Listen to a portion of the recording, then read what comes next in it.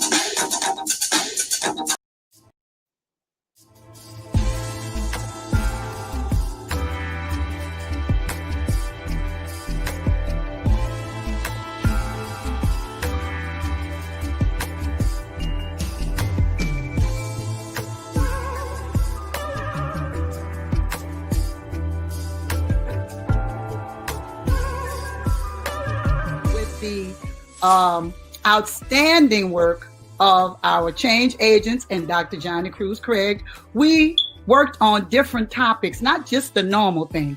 You know, we worked on culturally relevant teaching, social and emotional learning, trauma-informed classrooms, and the whole child, just to name a few.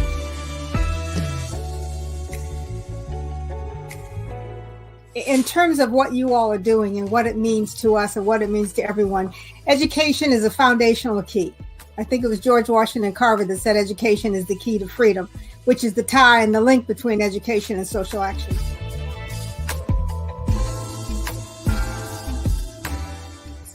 Delta pushed early on that it's not just matriculating through a scripted curriculum that may not teach needed life and adaptive skills. We have been pushing through our gyms and other programs that you need to focus on educating the whole person so that our next generation has the basic life skills to navigate and adapt in now an even more demanding and unrelenting world environment.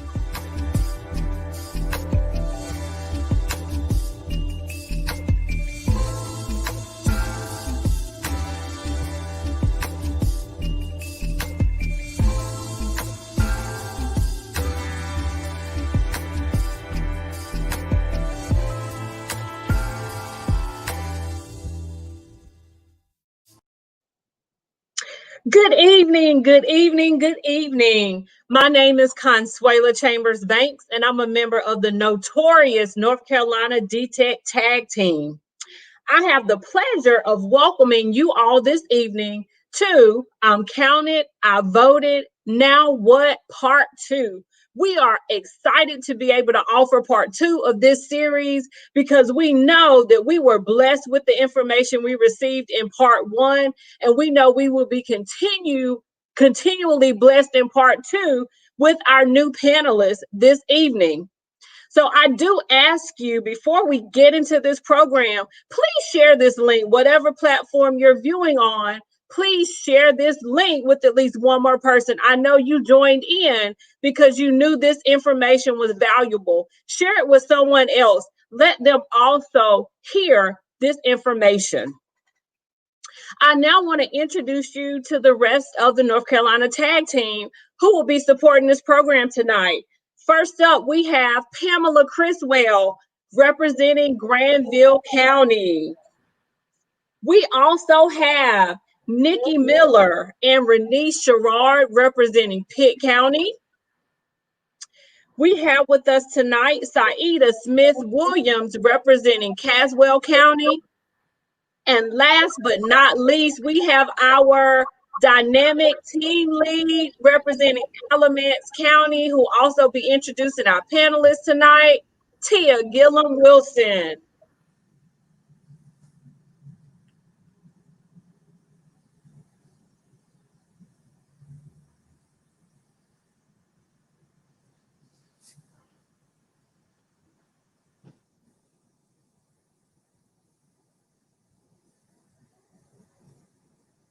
So I have the pleasure of introducing our amazing panelists tonight. Our first panelist is Candy Smith. Representative Candy D. Smith currently serves the 8th House District in the state of North Carolina. Representative Smith was elected to the House of Representatives on November the 6th, 2018, and received overwhelming support and was reelected to the second term on November 3rd, 2020. Before serving in the House of Representatives, she served as the first Black female mayor of the city of Greenville and served on the city council in the city of Greenville for more than 9 years. Representative Smith has worked professionally as an instructor for 22 years and has been serving as a substitute teacher in local Pitt County schools for more than a decade. Welcome, Representative Smith. We are so glad that you're here. Hello, hello. It's an honor to be here and to look at what's next, because I think sometimes we get so overwhelmed and we get through the elections and we're like, whoo, let's just sit down. And we don't have time to rest. We have work to do. So thank you. Amen to that. All right. And up next, we have Leonardo Williams. Leonardo is a graduate of the North Carolina Central University and a member of Alpha Phi Alpha Fraternity Incorporated. Leonardo is the Chief Strategy Officer for Phase 3 Group Incorporated. Mr. Williams and his wife, Zweli, also own the first Zimbabwean restaurant in the United States. Recently voted Best New Restaurant by Indie Week, Zweli's Kitchen, which is located in Durham. Recently, they were touted by President Joe Biden as the American story and were invited as his VIP guest to the final 2020 presidential debate. This gesture led to being featured on the front of BBC World News as a political and cultural contributor, offering perspective on race and the 2020 U.S. election. Welcome, Mr. Williams. It's a pleasure to be here tonight with you all, and I'm looking forward to learning and sharing and inspiring. Thank you so much. Up next, we're going to bring to the stage my D-Tech Tag sister, Pamela. Tag, you're it.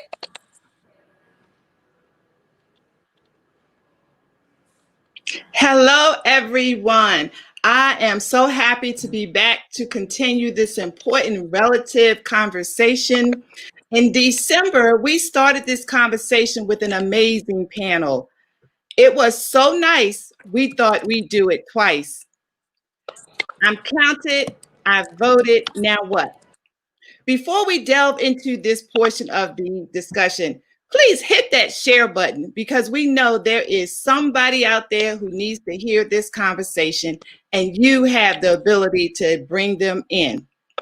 For those who were unable to join us in December, let me give you a brief backstory about this topic. While our Equity Warrior work primarily focuses on educational equity, we know there are so many areas that impact educational equity, one of which is social action. While discussing the importance of being counted in the census and voting, we realize it doesn't stop there.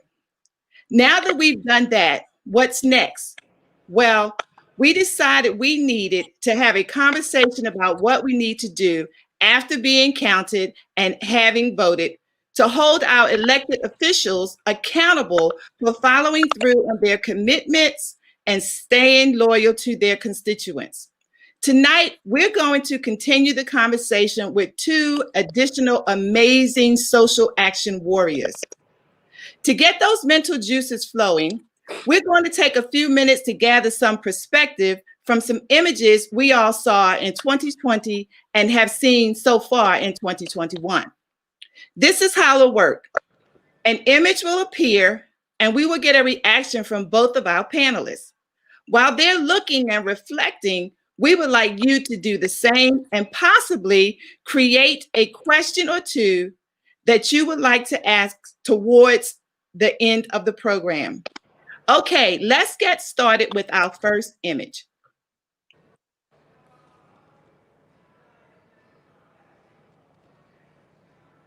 Representative Smith and Mr. Williams, you probably know what this is an image of, and it's the most recent image. Can you guys tell us what it is that you see and your perspective on this map?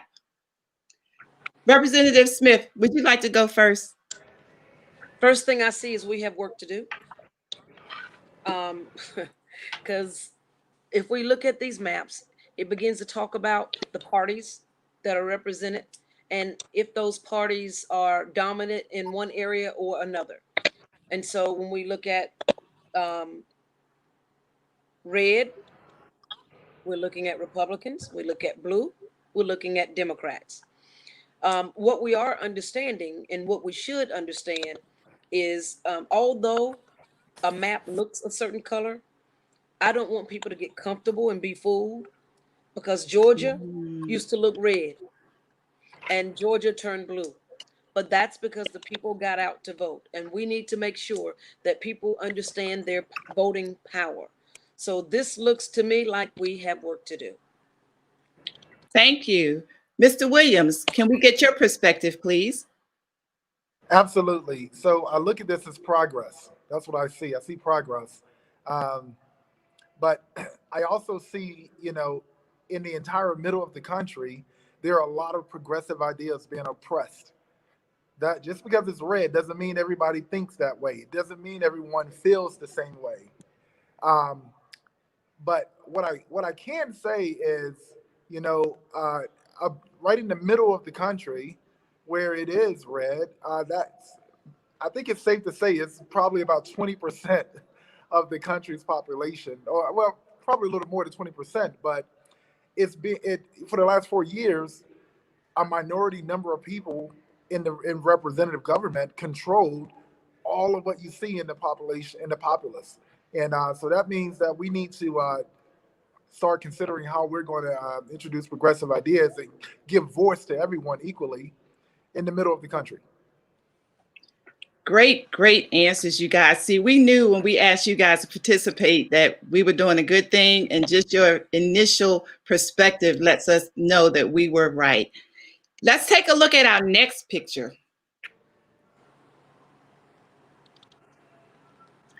Mr. Williams, would you like to take this one first? Let me throw these glasses on real quick.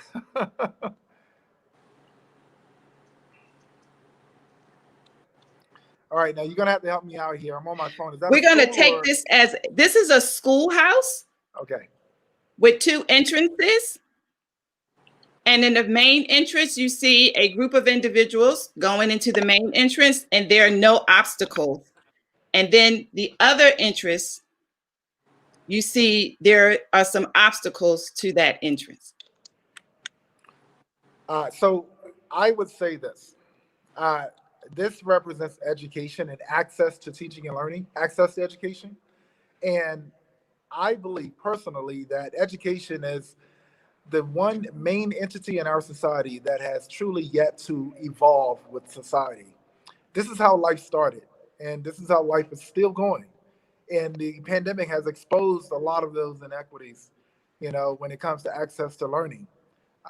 You know, the pandemic just exposed what was already there. So just imagine if we didn't get a pandemic, we would continue to have life go on as usual with a lot of our kids, especially our Black and brown kids, that are facing all types of obstacles just to get to a sound basic education. Thank you so much. Representative Smith. Mm-hmm. I see what we've been facing for so many years is ridiculous. In this day and time, that should not be the case, because on one hand, you hear many people say that education is open for everyone. You see that people say that there's no obstacles, but obviously we know from our own personal experiences, many of us, that there are obstacles, and sometimes you can't always see those until events take place and happen. I know that we're working hard to look at the overall picture, because this is systematic. When you look at this picture, there's no way that you have an open door completely, and on the side where these two minority individuals are standing, the door's not even cracked. And so often we have to find ourselves kicking the door down so that we can get in and even look and begin to see what opportunities we have. But this door was wide open for other individuals. So this is something that's a systematic approach that we have to take a look at, and we cannot be comfortable with people saying that there's no issues. We cannot be comfortable with people saying, well, I don't see anything wrong, because number one, it even looks like a side door. I'm not coming through the side door. I'm going to come through the front door, and I'm going to make sure when I come through that I take everybody that I can with me, especially my constituents, because we all deserve equality. Thank you so much. And, perspective in, as an educator, seeing in the, being right in the, on the front line of inequities that happen. And you guys are both right. There is still inequity in education, and the pandemic definitely did a job of letting us really see what's going on with what's within our communities as it relates to equity in our schools.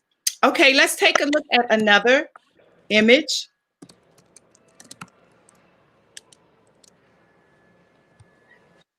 So we titled this, I'm counted, I voted, now what? So when you see this make the census count sign, what does that say to you? Especially now that we are done, and then specifically related to North Carolina. Representative Smith? Well, for me, when it comes to this census, I guess what it means to me is now curiosity, because I wonder how many people were actually counted. There were so many obstacles that were put in the way. And the reason why those obstacles were put in the way is what people have to consider, because that determines if we have another representative in the House of Representatives to represent us.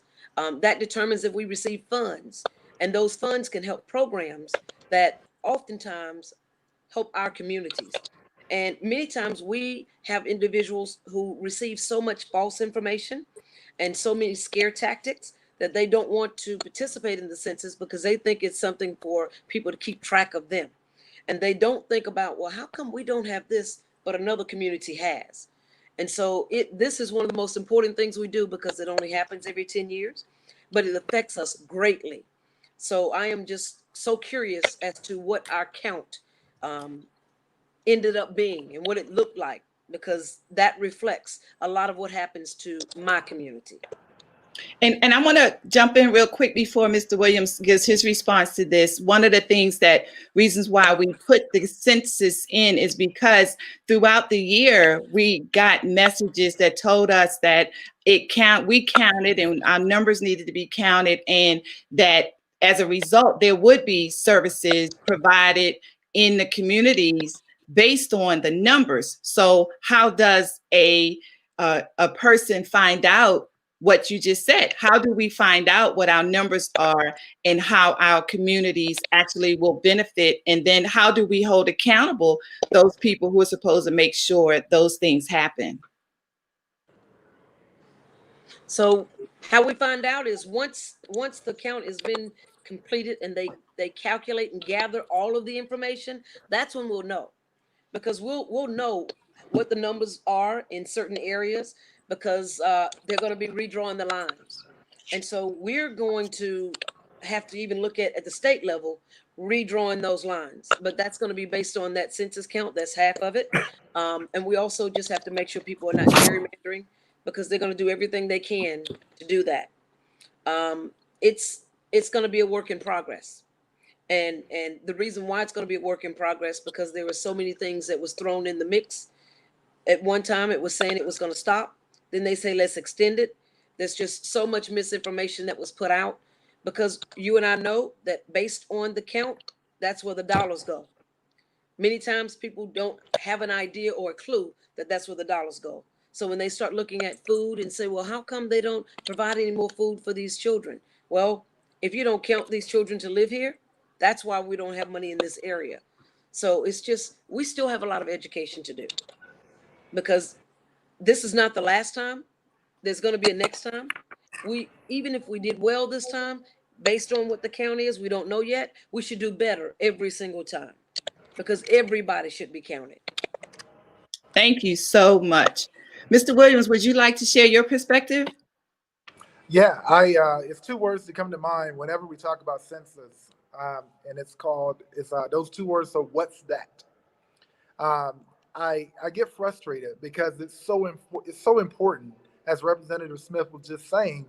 But I think when we start talking about census every 10 years, we put so much energy on, hey, make sure you're counted, but we're missing an entire population on why it's so important to get counted. So I hope that we can put more education into the impacts of what happens, when you're not counted. We operate by a representative government, and the census determines how much representation we get in the conversation. So I hope that, I know we send people around, we canvass, we go around, we knock on doors, we talk about how important it is. However, we are talking about getting counted. It's almost like register to vote. Make sure you're registered. But we don't really talk about for what. I think the last 4 years sort of woke a lot more people up, but when it comes to census, I still think we need to do a better job. It's too many people that I personally come in contact with that are like, census, what's that? So I hope that that's where we can put our energy. Thank you. I look forward to our team being able to continue partnering with you guys so that we can work towards actually educating individuals about the census and its importance and what should happen as a result of that. Thanks so much. I believe we do have another image for you to look at and give us your perspective.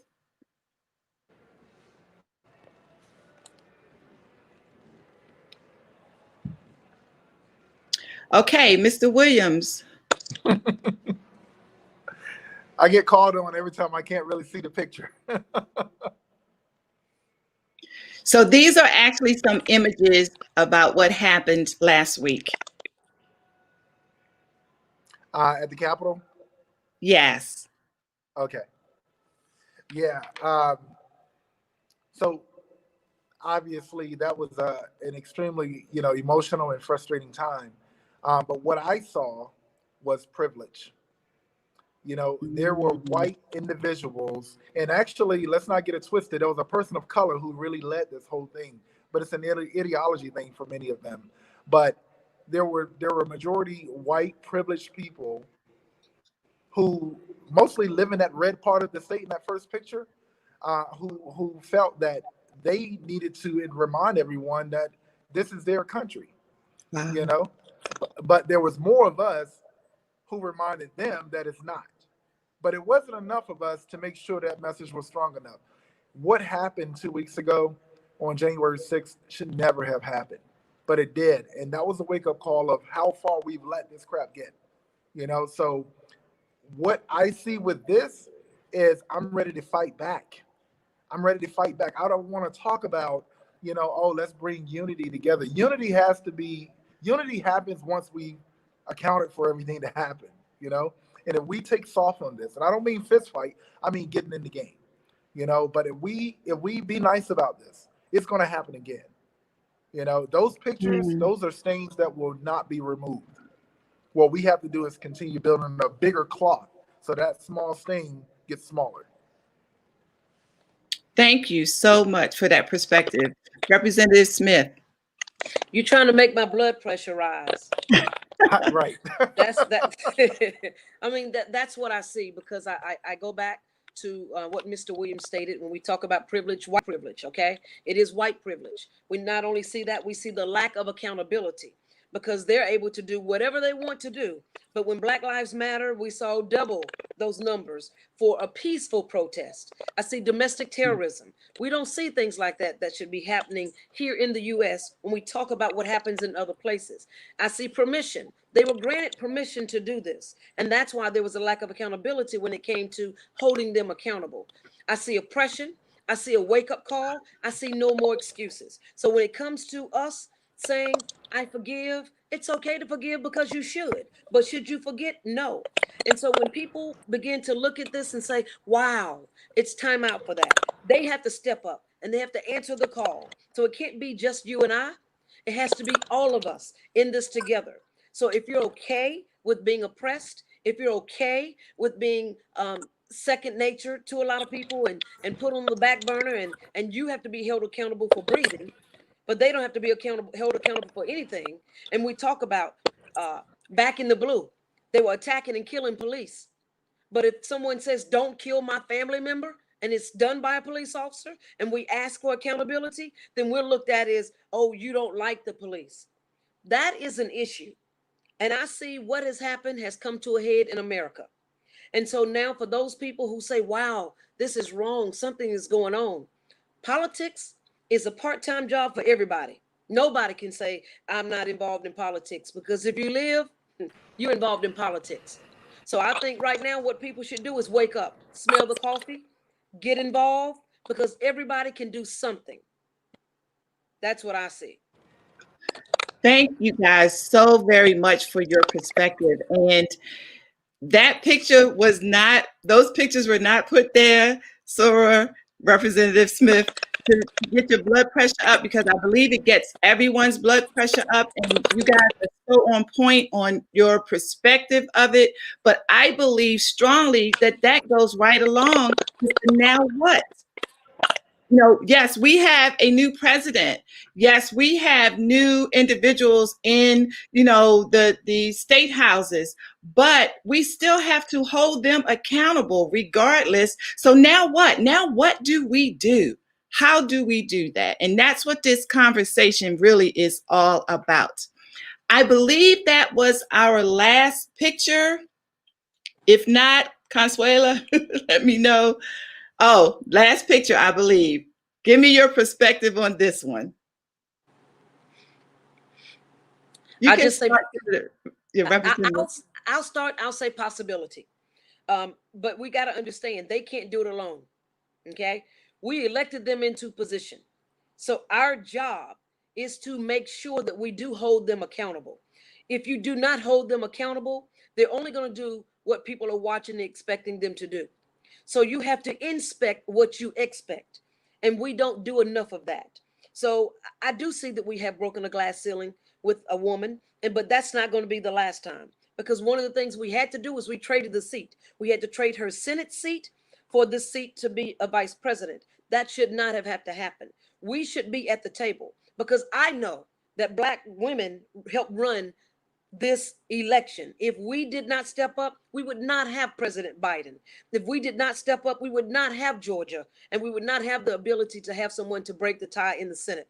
If we did not step up as Black women, we would not be in this position that we're in now. So I see that we do have possibility, but the possibility does not happen unless everybody who's watching gets involved, because we should see this on a more regular basis. We should see that we have not just a man, that we see male, female, we see Black, white, we see people who are willing to come together to make this country better, but they can't do it without us, because they're working for us, and we have to be a part of that process. Thank you so much. That was such a great response. We seem to have lost Mr. Williams, and I really would like his perspective on that. So let's, is he coming back? Okay. Well, one of the things I'll say, just because he's not here, and as soon as he comes back in, there you go, Mr. Williams. Because you know I'm trying not to get started. Thank you, Mr. Williams. And Representative Smith, I'm so do what you got to do.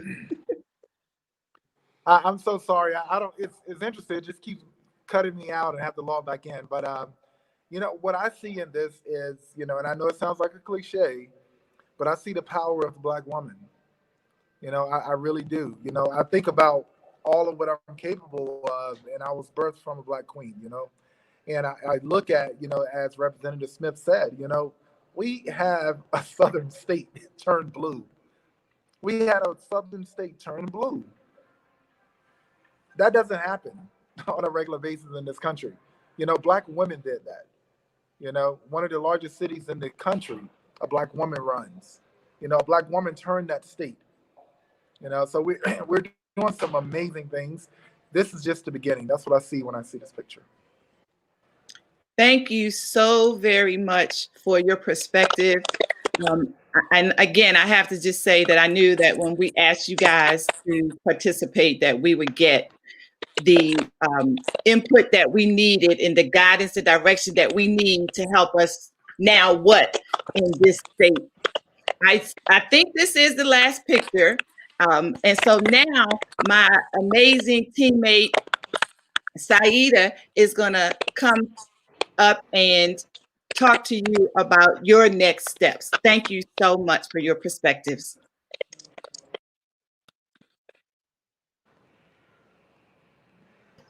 All right, so I am muted and I apologize.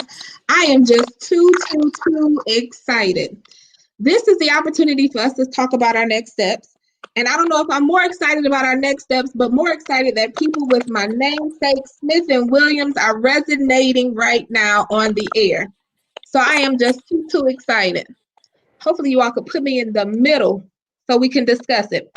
So the very first one is some of the words that they use. For instance, some of the words were voting power, equity, obstacle, systematic, representative, food for our children, census, education, voting, cannot be accountable, turning blue, and starting new beginnings. And we do see that we are having a little bit of technical difficulties, but Representative Smith and I are going to have a good time as we share in this celebration. And during this conversation, there were so many things that were talked about. One of the things that we are going to definitely address is to make sure that we pull out the votes no matter what. If you look at it historically, we tend to come out at the worst times.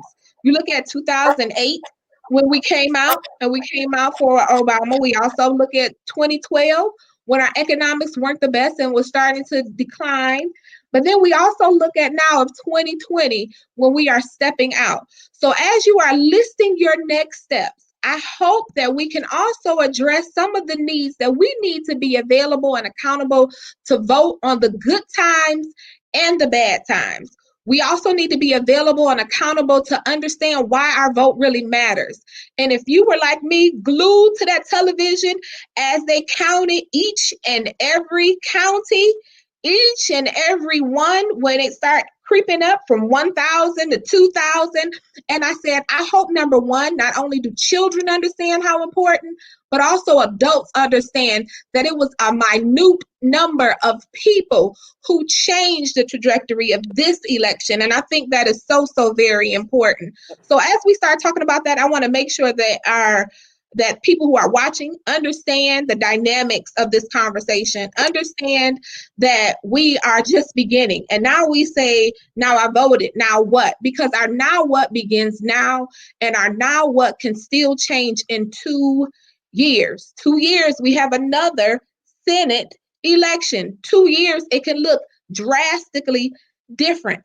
And I just want to remind everybody who is also watching, that's a part of DTech Tag, that we are a nonpartisan organization. So as you may see that some are geared to the left or to the right, we need to make sure that our organization is moderate and that we are nonpartisan. We welcome all individuals, no matter what you believe and no matter whatever political views you may have, because that's part of our seat in the table, and part of leading good conversation is to understand people from different backgrounds and different platforms.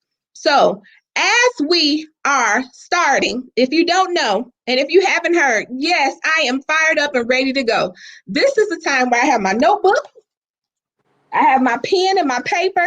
I'm ready to take those notes because the time for change has just begun. It is beginning. It will continue to begin. And I would like for you to take an opportunity to get those notes out, jot down these gems that you are about to hear, and listen to how impactful you can be within not the next 4 years, not the next 2 years, even though that's very important, but the next month, and also the next couple months, and also the next quarter, and understand how impactful. Raise your hand or put it in the comment box if you were one of those people too who got upset when your state turned a particular color, or listening and waiting for certain senators to gain or to lose additional votes, or to wait till certain counties came because you were that enthusiastic about this voting prowess, because your vote truly mattered as a reflection of who you are. So I'm definitely going to pass this conversation to, of course, wonderful people with my namesake, Representative Smith, and then Mr. Williams to talk about our plans. Make sure you have your pen and paper ready so you can jot down these gems. So you want to start with myself? Yes, and we're gonna it's gonna also be a slideshow to make sure that people can see it. Absolutely. Okay. Great. To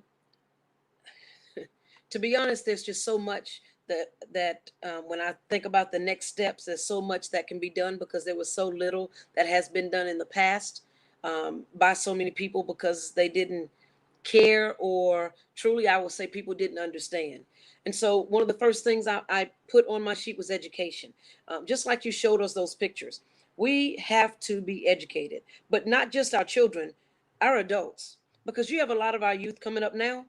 They're very educated. They see what's happening. They know what's wrong. They know things should be different. But we have to start with education. We have to take a look at our teachers. And I looked at things like giving them raises, making sure that we are considering master's pay, training for them online. We're in a pandemic. Everything seems to be different. And I don't think people really truly understand or appreciated teachers until now, because you have parents who are having to take on the role of being a teacher, and it is overwhelming so many of them. And then the students are not getting what they need. So we have to make sure we take care of those staff. We need to also look at those non-certified staff, right? They're up early in the mornings. They have been driving these buses, dropping off food in the communities. They have been taking care of these children. We need things like nurses, school nurses. We need not one nurse per so many schools. We need a nurse in every school. There's so much going on that needs to be taken care of. Counselors. If mental health has not shown its head during this time, I don't know what has. And to have those counselors in those schools to help those children, that's big for me. Not to mention broadband and technology, because we can tell by these issues that we're having that broadband is necessary, especially in a lot of those rural areas, because I live in Eastern North Carolina, and that seems to be an issue for us. So I put education first because education does a lot. But also looked at protecting voting rights at all costs, because I could see there was so much done to take away voting rights. And just being in the House, I saw so many things happen. It was infuriating. And what it was, they were trying to take away voting rights. I see things behind the scenes that a lot of people don't see, and it will just make you want to snap. It is ridiculous for those individual things to be happening, and then for people to think it's okay. So I think we got to make sure that we continue to have things to protect voting rights, because we've been working for so many years. So when we look at things like voter ID, and we look at what do we have for someone who might be 100 years old and they want to vote, and they don't have an ID, and they don't have a birth certificate, and they don't have all these other things. Why are we now trying to have voter ID when it's not been proven to be a true issue? So we got to make sure we protect voting rights at all costs. We got to make sure we also continue to engage our youth. Thinking about it, these kids who are beginning to, they're seniors, they're turning 18, they're getting to the point that they can vote. We need to not wait. We got to take that Stacey Abrams approach. We have to work at all times. Our work starts now. It was yesterday we had the celebration. Today is Thursday. It's time to get back to work. We need to make sure that all of those youth are registered. We need to make sure that they are engaged. We need to make sure that we're planning and training and teaching them early. What we don't do a good job of is filling the pipeline with individuals who can take that next step. God forbid anything happen to me or any other individual who is in an elected position, we need others to come behind us who are already prepared. So I didn't want to sit down and wait. So I did develop a training called Engaging Our Community. And I am teaching this 8-week program. I am teaching people right now because I want to develop a pipeline. I'm not just talking about at the state level. I'm talking about at the state level, federal level, local level. We got school boards, we got county commissioners, we got city council meetings. We need people at all levels to make sure that we're a part and that we're working together. And the more we work together, the more we teach and we train other people that are coming behind us, the better we're going to be as a community and as a country. Because it doesn't matter to me what party a person is. If we don't have trained individuals, they don't know that we need to make sure that we're taking care of everybody. This is supposed to be the United States of America. This is not supposed to be, I throw a temper tantrum because I can't get something my way. I have to be able to collaborate. I have to be able to negotiate. That's what this world is about. If it was only based on one side, what type of world would we have? We have to work together to get things done. And we only do that when we have people who are educated to know our job is to put people over politics. Absolutely. So I'm going to make sure that I allow some time for Mr. Williams because I know me. Get myself together. Absolutely. We absolutely love it. And I think just to ad lib on that, I think our political structure had us really thinking about how little education we have as it related to our government or how undereducated. Because I know I'm not the only one that said, could somebody do that? Does that really happen? You mean all it takes is one person? Does he have to sign the law? Does somebody have to write that down? Wait a minute. How can this be? I thought we were in a democracy. And I know as a learned individual, if I had some of those questions, so did you. And also as a learned individual, this is the perfect time for you to ask those dire questions as we have Representative Smith and Mr. Williams dealing with our political structure, dealing with what's next. You can also ask about any type of additional questions you have. Personal questions, we'll be more than happy to address that in our next segment. Also, another thing was talking about, of course, education and all of us being educators. And I use that loosely because I believe there's so much more than an educator besides the classroom. All of us being educators are really passionate about it. And also protecting our voting rights. And it's so scary, Representative Smith, because our voting rights transcend to someone saying, hey, we can have them, or no, we can't. And we must select the correct representative that will make sure that our voting rights are not diminished. Let me rephrase that. You must select someone who is like you, like-minded like you, who, when it is brought to the table, that there won't put any clauses, policies, inferiorities in place that would eliminate your voting rights. And I feel like that is so important. And then also to engage young people. And I will say, as I'm getting older, I find it difficult sometimes to engage the youngest one because I'm not going to do a TikTok video, but I may want to know how. And I think we miss our mark when we don't engage our young people, or at least inform, train, and educate them about why this is so important. And this is, I don't know many Americans who don't need the government in one method, one sort or another. So we really, really must educate our youth on this. I am just super excited. I hope you are. Let me see those comments. You all are making me so happy about this. And I would love to hear from Mr. Williams. Mr. Williams, you are up next. Let me test the mic. Can you hear me okay? Yes. Can we? Okay, good. All right. Yeah, so, There we go. We got you.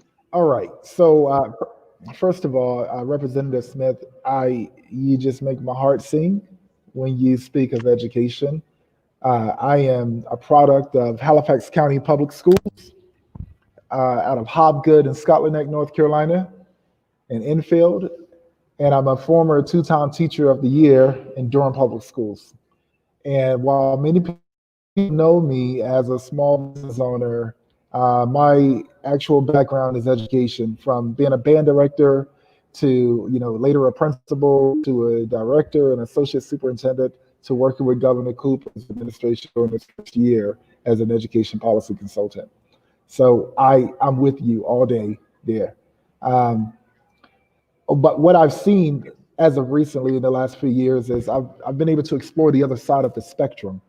And education is where it starts, and real life work is, the workforce, and making a living is where it ends, and where it is currently. Last year and over the last 4 years, we've learned so much. Now, it's no secret that, it's no secret where I stand politically. So I know DTAG, TAG is a nonpartisan organization, but I stand on the side of the people, just like I'm sure you guys do. But what we've experienced the last 4 years, I'm not a fan of. And I can say that publicly. And I think that's what many of us have to do, because that wasn't Republican versus Democrat. That was right versus wrong. And so what I want to do, especially in the small business arena, in the economy, in the Black economy, I want to take these lessons that we learned from 2020 and convert those lessons into strategies for 2021. And that's speaking specifically to what we experienced during the pandemic. But I also want to take the lessons from the last 4 years, in regards to community and civic engagement. And I want us to take those lessons and convert those into strategies for the next, 1, 2 to 4 years, and so on and so on. We have to be more intentional about our engagement. It makes no sense that when we graduate from high school or college, we go into a world where what your main existence is for is to be civically engaged. But that is one of the things we teach less about in school. It makes no sense. When you get into the real world, it's about financially being able to stand on your own 2 feet. But we're struggling to get financial literacy in the classroom. It just doesn't make any sense to me. And it's up to us to make it make sense. And in order for us to do that, we have to get engaged. We got to stop being players in the game and create the game. So that's what I hope to do. This Saturday, I'm hosting my first masterclass, and it's for free because I need to get my colleagues, to refine their business so that they can be stronger. I need to get folks who want to start their own business and start their own business at 14, 15 years old.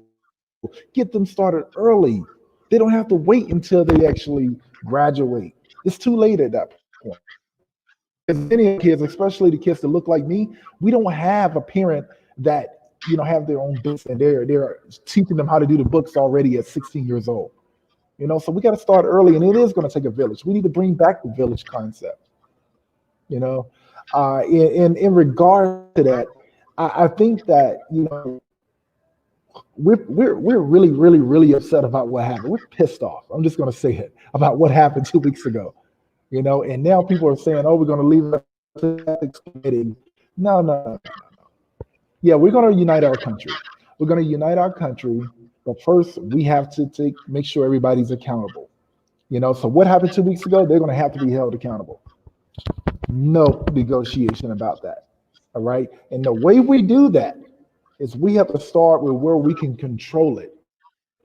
So we're going to have to define unity. We're going to have to define unity in our country by accountability in our own neighborhoods.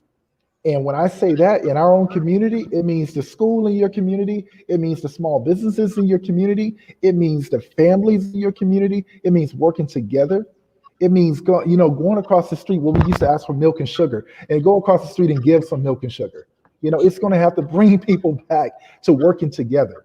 And when we're working together with relationships, we do hold each other accountable. And when you hold each other accountable that way, you create this close-knit family environment in the village. And that's when no foolishness will come into your village. So that's we got to be intentional about this. We got to be intentional from the beginning. And lastly, as I was talking earlier, we always talking about register to vote, and we're always talking about, get counted, but why? So the first thing you need to do is educate yourself. You got to educate yourself. You got to educate yourself on what all these things are about. You got to make sure that you're not educating yourself only, but educating the person next to you, on each side, in front of you, and behind you. And from there, yeah, you do have to register to vote. Yes, you do have to get counted, because now you've educated yourself on the importance of it, and now you have to do it. And once you do it, you make sure you're accounted for. You voted, you counted, now what? Now that you voted, that's just one little snapshot of your engagement. That was easy. That was just going to check the box. Now you have to make sure that you are holding the people you voted for accountable, and you got to make sure you get on that ballot and run as well. So you got to create the next era. That's what this is all about. Educate, register, and account. Absolutely. Absolutely. First one, I love the whole fact of saying, no more, I don't need any more milk and sugar, neighbors. But what I do need is for you to build a community and to help me to make sure that policymakers are accountable. I love that. I'm going to knock on my neighbor's door and talk about accountability and community. I love that. And then I also have to put out a caveat. If this has not resonated with you, I will let you know, even though they share my namesake, in no way or form was Representative Smith or Mr. Williams seeking to have the same platform when it came to understanding you voted, now what? And I'm telling you, both of them talked about education, both of them talked about registering to vote, and both of them talked about the accountability. So I'm hoping those are golden nuggets to take away. Before we transition, I would love for you all to at least share with our community which ways in which they can connect with you, because you all are doing some wonderful programs, and which ways can they connect with you so that they can also not only build their own Stacey Abrams with inside, but also connect for those who may be a little shy, a little timid, or need a little bit of knowledge. Can you please share how they can actually contact you, and then also some of the organizations that you're affiliate of?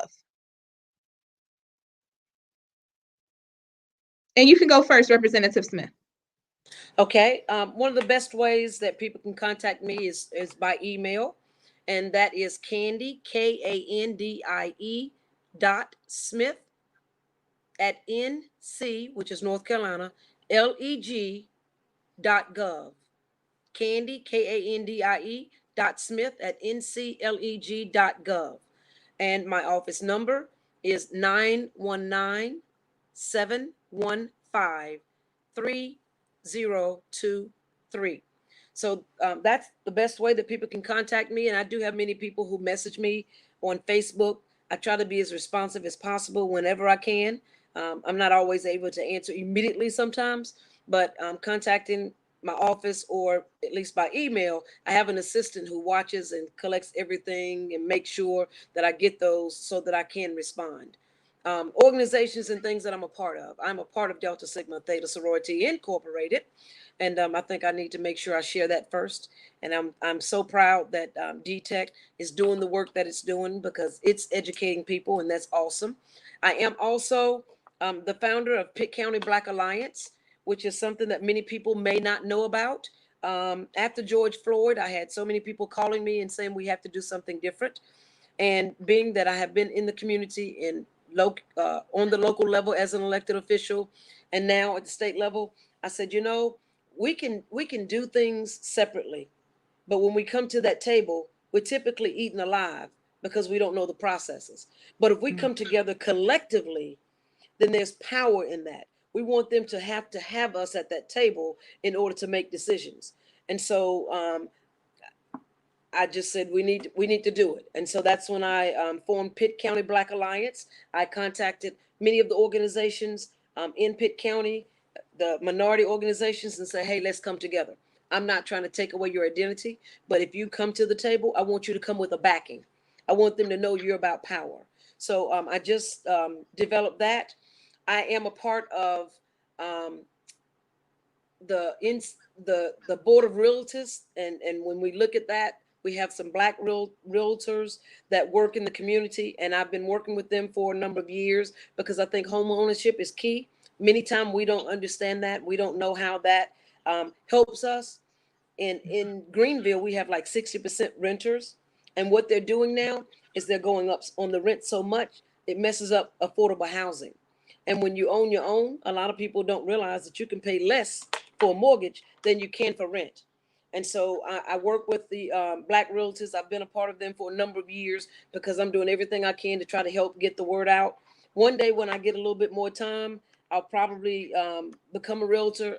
I took the test and all that stuff, but I'm just so busy now that it's just so many other things to do. But I still want to know what happens with that. And if I continue to name them, we'll probably be here for another 100 years. So I'll go ahead and let Mr. Williams name some of the other things that he's doing. But I work any way I can and with anybody I can, as hard as I can for everything that we need. I'm one of those ones who won't back down. I know that we all may have come here on different ships, but guess what? We're in the same boat now. Absolutely. And if we don't work together, we're going to have some issues. And can you give us that email address one more time? Can you give us that email address one more time? Candy, Kandie .Smith, SMITH at ncleg.gov.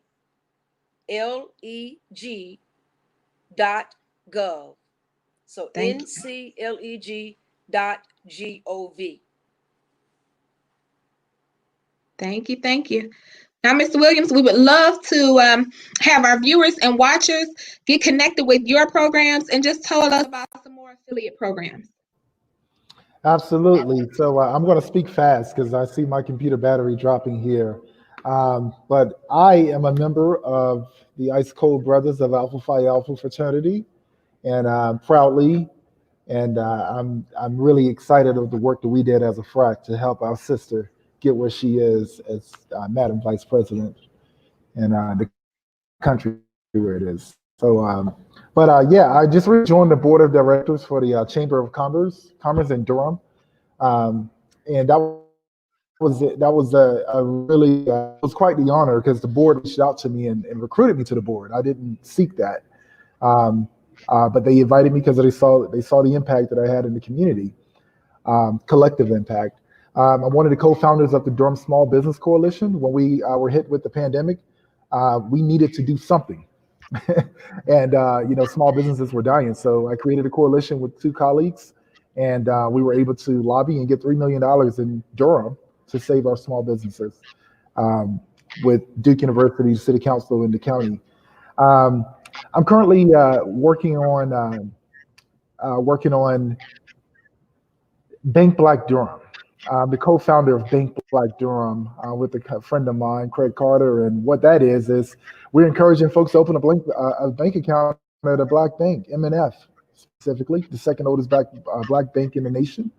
The goal is to empower MNF Bank with enough resources to offer home loans so we can increase home ownership in Durham by 10% in 10 years, and also to increase small business ownership by 25% by 2025.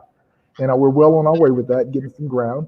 And the main project that I'm excited about that I'm working on outside of the masterclass this Saturday is I'm about to launch a 100 county tour across North Carolina. And I will be speaking with small business owners in every single county. And I'm going to tell that story of how tough this is and how we're toughing through it. And I'm going to have that documented as content for folks like Representative Smith. So, she'll have the ammunition to be like, look, this is what our small business owners are going through. That's why this bill makes sense. So, and I put my name on this. Yep, LeonardoWilliams.com. Everything is there. Yep. Wonderful. And just for the sake of time, we want to make sure that we do not lose you to answer some of our questions. We have numerous questions that are coming in from the chat box. And now we're getting ready for our question. Yay! I am too excited because this was too much. I mean, this was too good.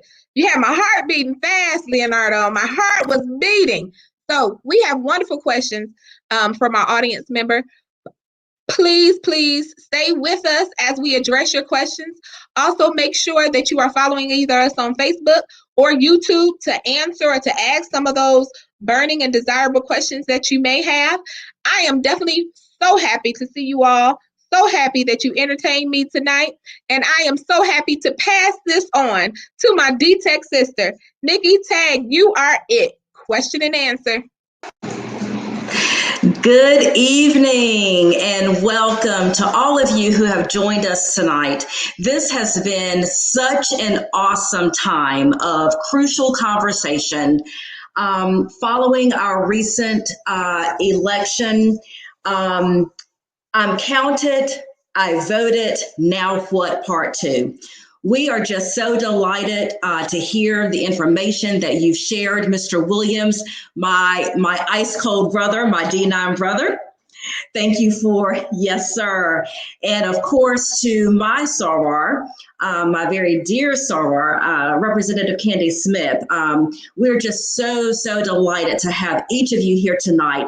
The information that you have already shared has been mind-blowing. It has really enlightened us, and it has certainly empowered us. And as someone said earlier, I too am on fire and ready to go to work. With that being said, we do have several questions that have been submitted to us by our viewers tonight, and we're going to get started. And the first question is coming from Mrs. Blunt, Mrs. Liz Blunt, who is from Greenville, North Carolina. And her question, and we'll start with Representative Smith, if that will be okay with you. Mrs. Blunt asks, is there a way to refute the census numbers for our area if they come in low? Representative Smith. I can't say that I know that answer exactly.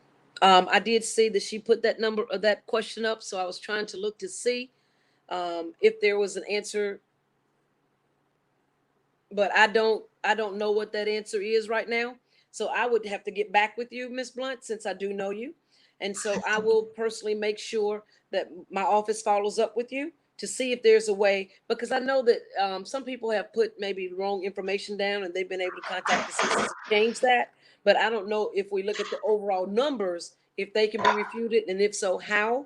But I will do some research and make sure we get back with you to give you an answer. Mr. Williams, do you have any information to share with us in regard to how to refute census numbers in our area if they come in low? Short term, I don't know. I would probably resort that question to someone like Representative Smith, where she would have the legal capability of finding that out close to policy. Long term, yes. If they come in low, then get your butt out there and help get folks counted, but educate them on why they're getting counted and make sure that does not happen again, because you don't want to leave yourself in that range of doubt. Absolutely. Thank you both. And we look forward to getting some more information within the near future on that question. Our next question comes from the president of the Greenville, North Carolina alumni chapter of Delta Sigma Theta sorority, Ms. Ursula Bell. And her question is, where do we stand with the Voting Rights Act? Why does it still exist? I'm going to roll this back to Mr. Williams first.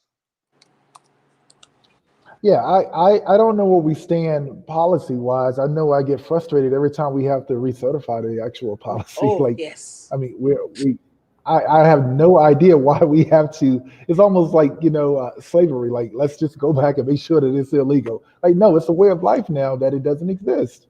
So why do we have to recertify a Voting Rights Act? No. That is a way of life now. Just like any amendment in the Constitution, nobody goes back and say, oh, let's recertify the Second Amendment. Right. That's right. Absolutely. And you stand firm, my brother, you're standing firm. Representative Smith, I know that you're going to come hard with this answer. I'm trying not to. Because I agree with Mr. Williams. If I would have been asked that question, I was going to say, I've been asking the same thing. Let me tell you guys what I've been pledging to do. When elected to Congress or the Senate, that's one of the first things I'm going to do is work to change that, because I am not 3/5 of a person. I am a whole individual. That's right. And my That's vote right. counts. Thank you. That's right. And so if That's you're right. not voting to make sure that you can vote every so many years, why would you have that on the books to see if I can vote? One of the things I can tell you is it depends on if we have the House and the Senate, which we have it now. If people are bold enough to bring that up, which I pray that someone does right now, because this will be the excellent time for me that we stop that and we just make sure that there's something on the books that everybody has that right to vote equally, and not something that you have to come and re-up to see if That's you can right. vote, because that's right. crazy for me. But Absolutely. it just takes the willpower of people willing to do it. Yes. And I can tell you one of the things that's going to come up, they're going to say, well, that's the way the Constitution was written. And so we have to change the Constitution. Well, guess what? Change it. Right. Easy fix. That's right. That's right. Absolutely. I'm going to push this question to Representative Smith. Just recently here in North Carolina, it was voted that teachers who are coming into education in the year 2021 will not have their health benefits when they retire. Can you explain the rationale behind that foolishness? See, that's what I'm saying. You're asking me to explain foolishness. Right. That's very hard to do. One of the things I had to do on the K-12 committee was fight against these type of senseless laws. Let me tell you one of the biggest things I want to do. I want to make sure I put a challenge out to all the teachers. Okay. First thing, make sure that all of your peers, every teacher in every school that you work in, make sure they're registered to vote. That's one of the first things they do is look and see how many people are registered to see how many people they're truly representing when it comes to that. And so when they come to me and say, well, teachers don't really want this or teachers really don't want that, it bothers me to no end, because I talk to a lot of teachers. I am in schools with a lot of the teachers. That's why I go and do substitute teaching. Well, I love to be around the kids, but I want to hear from the teachers. And they talk to me. They pull my coattails and let me talk to you. And they tell me about these ridiculous things. So in my last session, I had a committee of teachers from different schools. And whenever bills and things were suggested, I would bring it to this committee and say, tell me what you think. Is this workable? What amendments need to be made to this? Is this something that's really, truly going to be effective? And I plan to continue to do that, because these things that they're doing, and when they even just said teachers don't even want to pay raise. You don't even understand. Y'all don't even know how many backflips I almost do on that House floor. Right. If they understood how degrading I think it is when they look at just the office of a teacher, the job of a teacher, and they don't respect it. But now, I hope their eyes have been opened. Absolutely. I hope their eyes have been opened. Absolutely. So we pray when we go back into session to see what type of response they're going to do, what type of things they're going to be willing to do differently.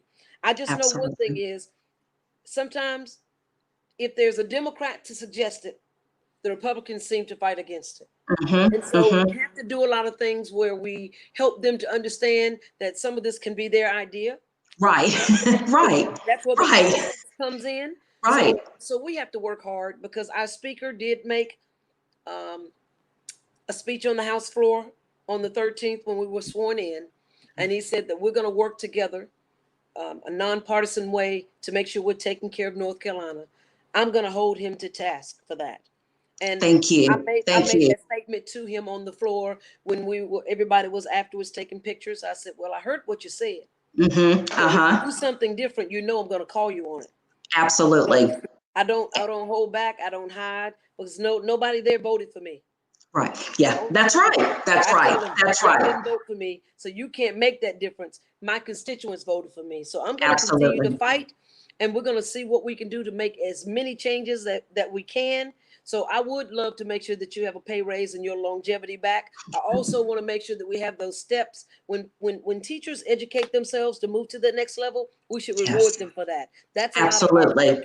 Absolutely. And when we don't, that's a slap in the face to me.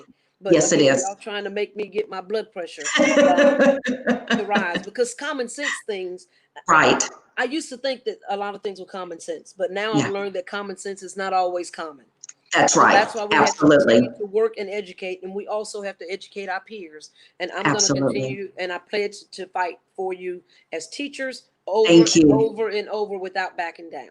Thank you. Thank you so much. Thank you so much. Mr. Williams, I have got to ask you this burning question. As you know, and especially, and I just, as I look at you, I am just beaming to see and hear that you were not just a one-time, but a two-time Teacher of the Year in Durham County Public Schools, a Black male. What can you help us understand that we need to do in order to first recruit not only more Black males, but Black teachers in general? And secondly, how do we retain you? How do we retain Black teachers?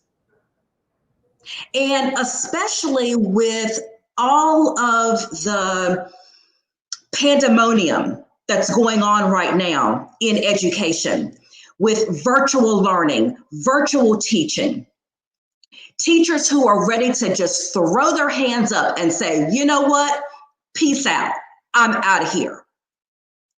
It's not worth it. What can you say to our viewers? And then along with that, one of our guests tonight, Ms. Gabby Miller, who I kind of know a little bit very well. She's also wanting you to expound on that. How can we recruit new teachers, retain seasoned teachers, especially minority teachers, so that teachers reflect the diverse students in their classroom? Come on and give it to us, Mr. Williams. This is going to be tough.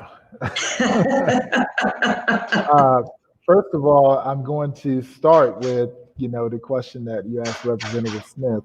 And I'm going to, I want you to think about that question and incorporate it with this one as well. But just a little historical context. North Carolina was the education state. North Carolina is home to the number one, the very first public university. Yes. We led the nation in national board certified teachers. The next state, we doubled the next state.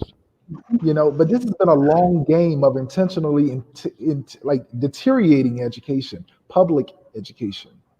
This has been it's been a long game, and I know that many of us, many folks have fallen way to having to take sides and vandalize, whether it's public, private, or But we're talking about our babies here. We're talking about our kids.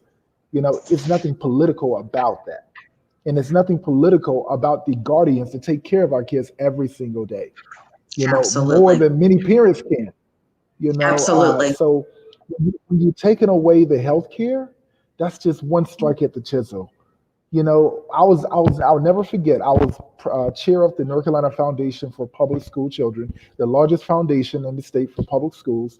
And I'll never forget, the executive director came in and said, as you know, the Republicans just took over the General Assembly. They just cut our budget for the teacher cadet program by $524,000.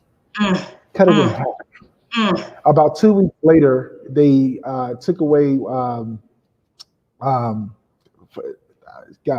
the labor directive withdrawal from the membership organizations, for teachers. That were a part of NCAE. That was another strike at the chisel. That's right. That's right. We used to have it as direct deposit or direct draft. We used to have, right, exactly. I'm an old teacher. 1994 got started, and when started my education, and when they stopped that, we lost, like you said, we lost a lot of good educators because, I mean, we were just used to the membership money just coming out of our paycheck each month and not blinking. And then when they reversed that, but it was strategically done. You know that. Yep, that was another strike at the chisel, and it happened at 2-something in the morning. Right. You know, and the biggest organization that advocates on behalf of the teachers, the educators that take care of our kids, it dropped from 90,000 members to about 20. Yes, just sir. like that. Yes, sir. You know? And so that was another strike at the chisel. But then you started looking at, the fact that they started working with graphics and marketing and waiting for Superman and creating all of these nice documentaries and movies and making it just a beautiful thing to just go private. Just take care of your own community. Desegregation was a bad thing, and kids were performing better then. So then you start having a lot of people of color pick up the same argument. And it's like, public schools are bad. The public schools are not doing it for me. And then you go and you put your child in a charter school. Well, yeah, they're learning, but what's happening is the person that owns that charter school also is giving a contract to the person who laid the rugs in the school, and there's no oversight. So now all I have to do is clean your rugs, and I'm getting paid $50K. Right. And that's public dollars. Exactly. And then you have, that was another strike at the chisel. And then you have, folks that are leaving the public schools for whatever reason. They go to a charter school, they realize the grass isn't greener on the other side. The money follows them, but then the kid comes back because they realize the grass wasn't greener, but the money doesn't come back. Absolutely. They designed it so the toothpaste cannot go back in the tube. So this is another strike at the chisel. You're saying it. And then you have folks like me, which I'm guilty of it, but I got frustrated and said, I got to get to the other side to fight for my colleagues. And I left the classroom. I know. But I'll tell you what also happens in the school building, and this is on us. It's not many Black men in the education system. No, but sir. the ones who are, we know how to handle these kids.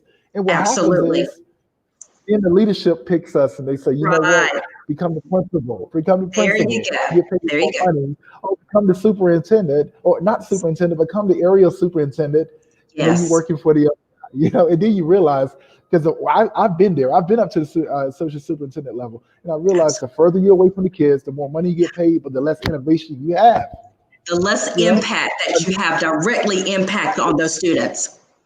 I understand. Another strike at the chisel. So exactly. Now, 10 years later, 10 years later, or 15 years later, we no longer really talk about national board certification. We're taking away healthcare and all the attractive things that make you want to become a teacher. Tell me why you want to become a teacher. It's harder to answer that question now than it was 15 years ago. Absolutely. When I was in elementary school, like in the 3rd grade, I said, I want to be a music teacher. And I became a music teacher. Now we're just focusing on science and math. Like that nourishes the soul.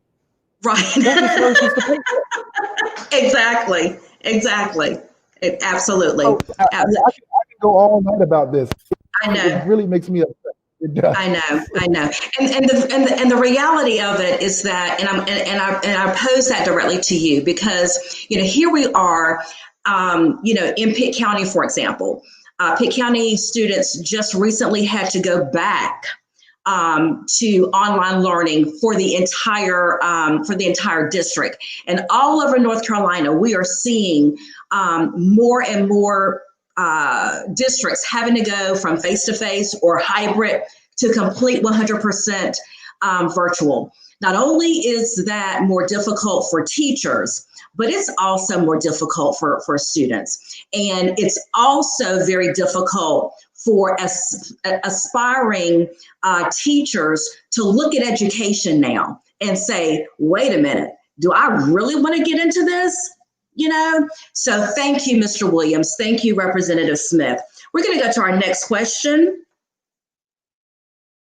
This has been so good. This has been so good.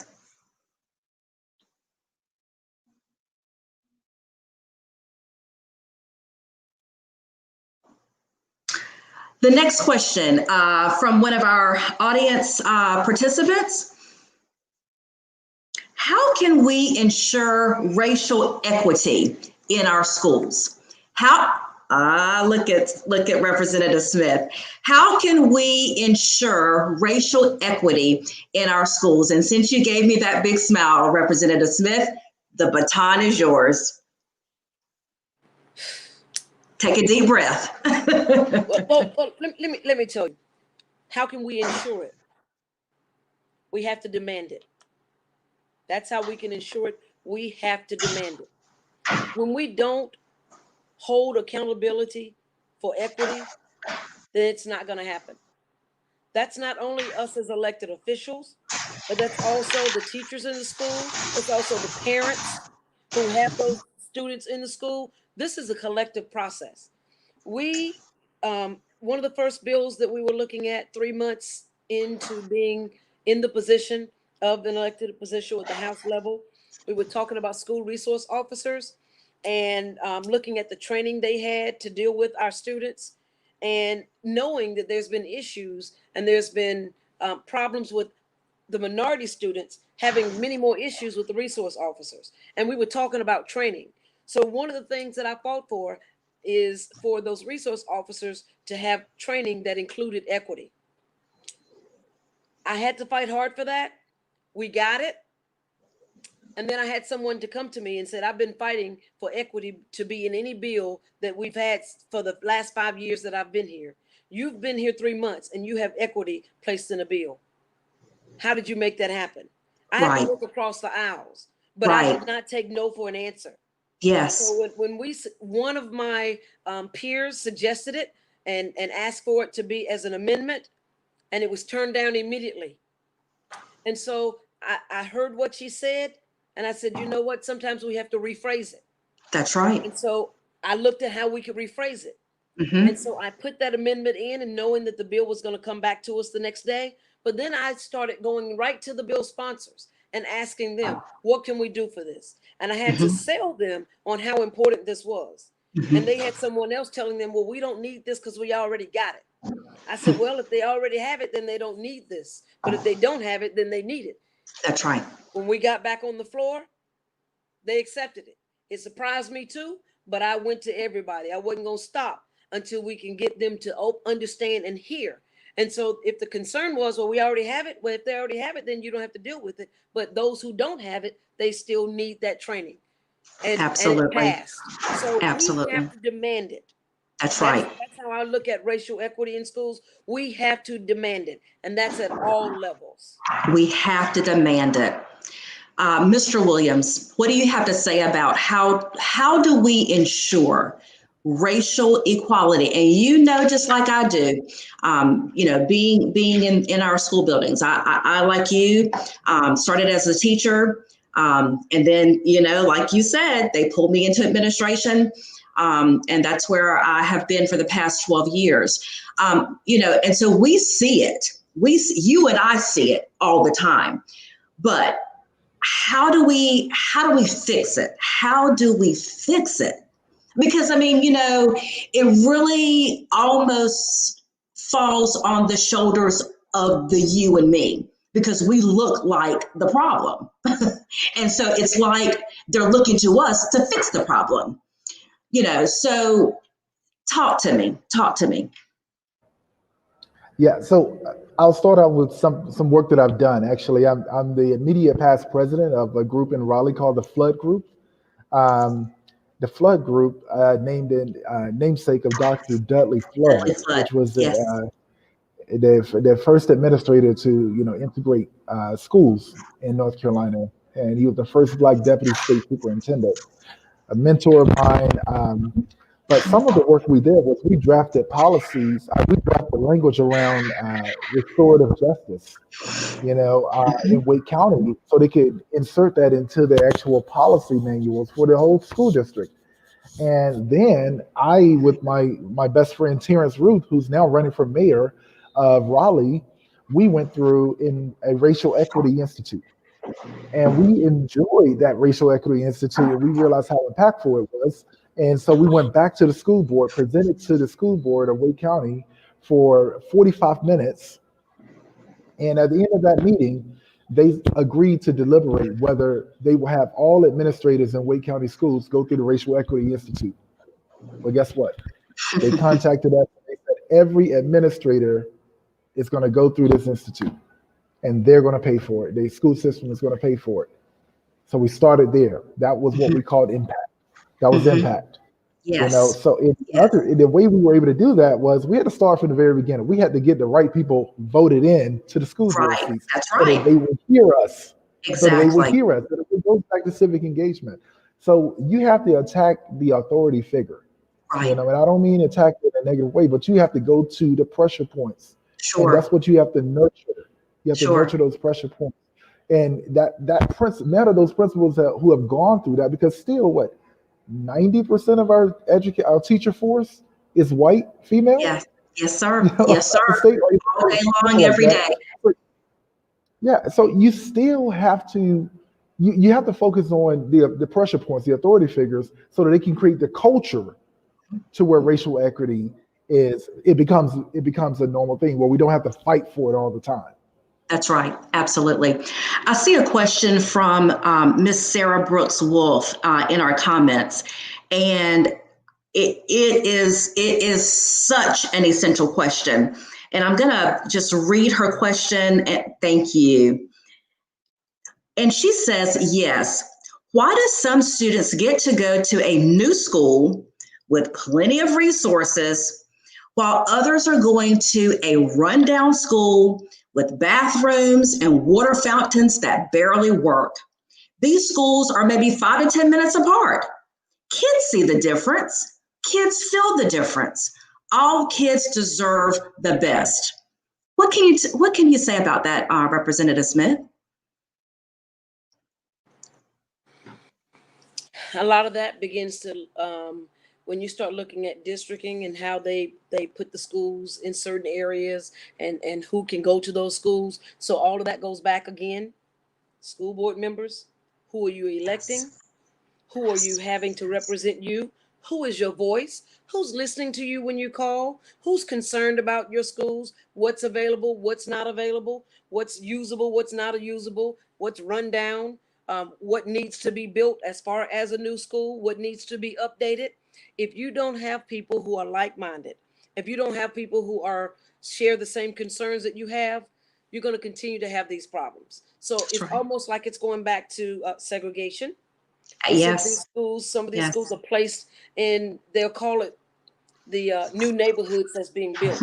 Right. Because there's going to be a lot of, kids there. So we want to make sure they have a school to go to.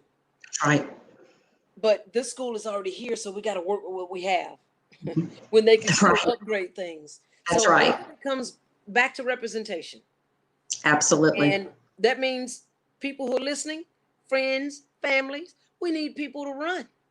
We need people to be willing to stand up and not just accept it, because we know what just happened in Pitt County when they took a vote about going back to school. Yes, ma'am. COVID-19 rising. And yes, then ma'am. They went back a week later, and then the very next day, they went straight virtually. The very next day. But the question was, how many of you have kids in school, and how many of you care about our kids?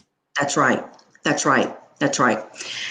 And the fact of the matter with that decision, Representative Smith, right here in Pitt County, I heard from a lot of educators, from teachers to counselors to bus drivers to parents, who said, why couldn't that decision have been made before the Christmas break? Why did they have to wait until the 11th hour? Because the truth of the matter is that, most of these parents are middle class working parents who don't have the luxury of being able to take off from work. They have to be there with their children. So to make a decision, okay, yes, we're going to, as you said, the first decision was sending them back. Then just minutes later, here we go, taking the rug from under the feet and having to deal with yet another decision made at the last minute. Teachers had to scramble and had to refigure, they had to pivot and adjust back to that virtual, platform with less time to prepare. Did you want to add anything to that, Mr. Williams? Yeah, I'd like to charge everyone to the task of just reflecting on where you live. You know, see, I want everyone to just go back and look at their town or their city, especially in a metropolized city, and see if the school conditions match the community's conditions. Yeah. Yeah. When I was teacher of the year in Durham, I was on a small committee of 5 that had to go and select the next teacher of the year. And boy, I had never seen across on some parts of Durham public schools, because I know I went to one particular school in East Durham, and I was like, oh my God, like, are kid, is it okay for kids to be in this building? Like, why are there buckets for the ceiling is leaking? Why are there buckets catching the water? Like, why can't we fix the roof? Right. But then I had to Right. go across the district, and every classroom was carpeted. There were 3 to 4 parents in each classroom as volunteers. Every child had a computer, and the school was just so beautiful. And then I looked at the neighborhoods around it, and I was like, how are we in the same school district? How is this possible? How is it possible? How is it possible? And I don't fully know how taxes work in regards to allocating throughout a city, but there has to be some type of modification made to where taxes are being allocated equally. Absolutely. Across our counties and across our cities. Yes. And the other thing, I know this is controversial to some, but I do not believe that the city council should not have anything to do with the school system. I just don't. How can, like, Durham City and Durham County, it's the same dang on thing, maybe by just a few miles. And the city council has nothing to do with the school system. And I just think that there needs to be more of a cross entity collaboration. I think that's another modification that needs to be made. And there's this thing called home rule. Absolutely. There's this policy called home rule where we have to get approval from the state for everything. I just, there needs to be a lot of adjustments. It really needs to be a lot of adjustments. It is not right. And I think this is another strike at the chisel for our public. Yes, I was getting ready to go to my next question, but Representative Smith unmuted herself because I know that she wants to say something. I think that you may have hit a nerve, Mr. Williams, when you mentioned City Council. Representative Smith, before she went to the House of Representatives in our North Carolina General Assembly, she served very diligently on our Greenville City Council. For a number of years, representing what we call here in Pitt County, north of the river, which happens to be that side of the river that is most often neglected. But when Representative Smith, then City Councilwoman Smith, came on board to our City Council, she made tremendous strides in making sure that the individuals, the people, the citizens, the students, the schools north of the river were getting that same treatment that the other schools on the other side of our district were getting. Representative Smith, go ahead and take it away, because I saw you unmute yourself, so I know you've got something to say. I meant to mute myself back because but Mr. Williams is right. I used to ask that question too, because I'm like, why do we not have any say-so about the schools and what's happening? I would ask that same question, but it's placed on the county. The state gives the schools to the county gives the money to the school boards, and they allocate it. The main thing I just want people to know, it still goes back to representation, because if they think that it's needed in one area versus another, they're going to put the money where they want to put it. But if we're not on that board, and people who look like us and people who think like us, then we're not going to get that money. We get the leftovers, we get the crumbs.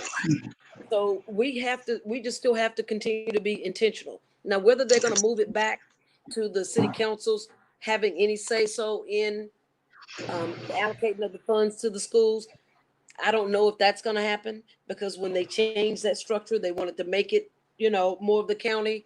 But I know we can change the structure when we start looking at the county commissioners and you see people who look like you. When That's you look right. at the school board and you see That's people right. who look like you, I bet your schools will start changing then.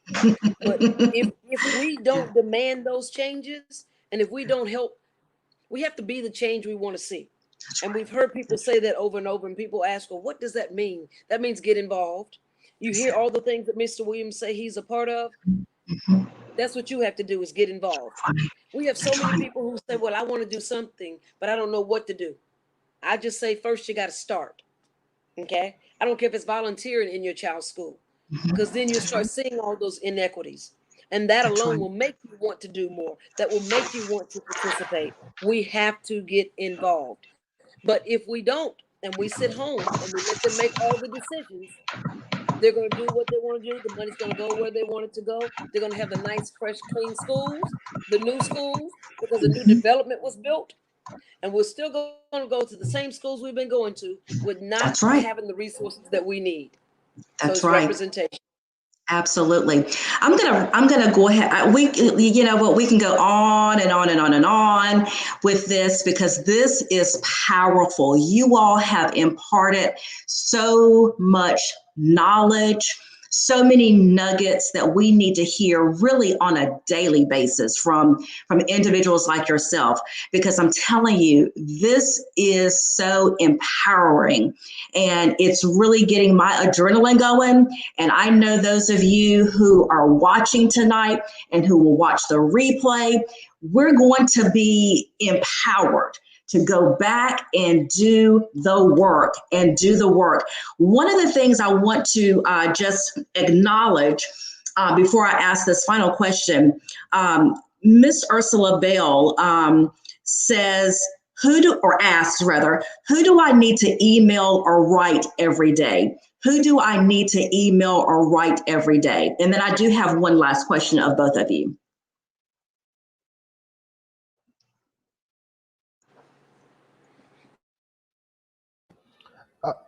No.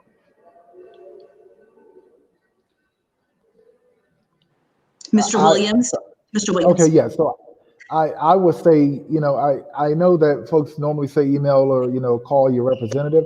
I'm going to say email and call your family, your friends, your neighbors, and get them engaged. There and you then go. You'll call Representative Smith and her colleagues next. Absolutely. Anything to add, Representative Smith? Well, number one, I do agree. You have to call your family, your friends, your neighbors. You have to get all of them involved, because if you get them involved, then they can help you call. And so when you look at who do you call, actually identify those representatives who serve in your area. And that's for local, that's for county, state, city, Congress. When we look at the federal level, identify who is your representative. And the best way to figure that out is go on to the elections website, put your information in. It tells you all of your representatives. Okay, start there. Then jot all of their contact information down. Find out all of their contact information. So if the issue is from the federal level, then y'all need to call them. If the issue is from the state level, then you need to call us as representatives. If the issue is from the local level, whether it be school board, then you need to call them. We don't do enough of that. So they operate without hearing from us. And this is what I've heard from my peers. It must not bother them. They must not be concerned because they hadn't said anything. You're the only one I heard from. I've heard things like that, which makes me angry because I'm not the only one that's concerned. But I cannot be the only voice for my community. And we're used to that. We're used to having one person be that voice. We have to have many voices because the squeaky wheel gets the oil. Absolutely. Absolutely. It has been my pleasure and my honor to sit here tonight at your feet and be a part of this discussion. Thank you both, Representative Smith, for all that you're doing in our North Carolina General Assembly. We are so thankful that you were reelected to go back to the General Assembly to represent us. And also, Mr. Williams, we look forward to working with you on your projects as you continue to move forward And I think that at least I did see my tag sister, Tia. Tia and I want to get in on that class. So you're going to hear from us very, very shortly because we want to be a part of that master class that you're putting together. Thank you both so much. Awesome. Yes. Thank you both so much for being here tonight. I'm going to pass the baton now to my beautiful tag sister right here from my city and my soror as well, Renice Sherrard. Take it away, Renice. Hi, everyone. Yes, I was sitting backstage and nodding my head in agreement. Tonight has been a very powerful night. And we hear you, we see you, and for your hard work, we would like to present to you a certificate of appreciation. I know what they don't want to do. First is Representative Candy Smith for your continued education to advocating great change. Next, we'd like to present a certificate of appreciation to Mr. Leonardo Williams. Thank you for your hard work. We also have some upcoming events. You spoke on our youth. Thank you. Our youth. Next month, Thursday, February 18th, 2021, we will have a youth panel called Let Us Speak. In March, on the 25th, we will have a leadership mindset featuring Principal Kafele. You do not want to miss that. If you want to get involved and you want to stay connected, please contact us at Facebook, www.facebook.com/NCTag, you're it, or on Twitter at NCTag2. You can also text Join Tag to 5155, which is right above. And don't forget to fill out the survey at the bottom that's scrolling across the screen. It's very important that we get some feedback from you. And again, tag, you're it. It's time for you to make the change. I'd like to bring back my sisters in NC Tag to say goodnight. Bye, everyone. Have a good night.